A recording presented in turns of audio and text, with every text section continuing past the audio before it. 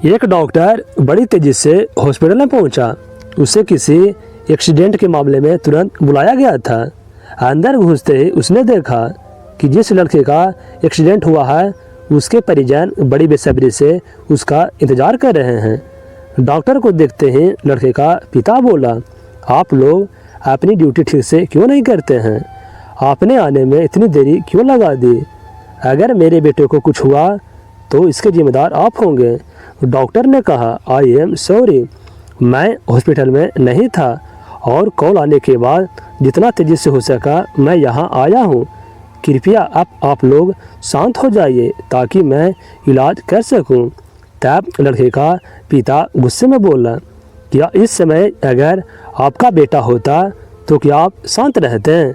अगर किसी की लापरवाही की वजह से आपका बेटा मर जाए तो आप क्या करेंगे? पिता बोले ही जा रहा था, भगवान चाहेगा तो सब ठीक हो जाएगा। आप लोग दुआ कीजिए, मैं इलाज के लिए जा रहा हूँ। और ऐसा कहते हुए डॉक्टर ऑपरेशन थिएटर में प्रवेश कर गया। बाहर लड़के का पिता अभी भी बुदबुदा ही रहा था। सलाह देना आसान होता है, जिस पर बीतती है वही जानता है। करीब 1.5 घंटे बाद डॉक्टर बाहर निकला और मुस्कुराते हुए बोला, भगवान का लाख लाख शुक्र है, आपका बेटा अब खतरे से बाहर है। यह सुनते हैं लड़के के परिजन खुश हो गए और फिर से सवाल पर सवाल पूछने लगे। कब तक पूरी तरह से ठीक हो जाएगा? उसे डिस्चार्ज कब करेंगे? डॉक्टर जिस तेजी से आया था उसी तेजी से वापस जाने लगा और लोगों से अपने सवाल नर्स से पूछने को कहा। एक डॉक्टर इतना घमंडी क्यों है? ऐसी क्या जल्दी है कि वह 2 मिनट भी हमारे सवालों का जवाब नहीं दे सकता?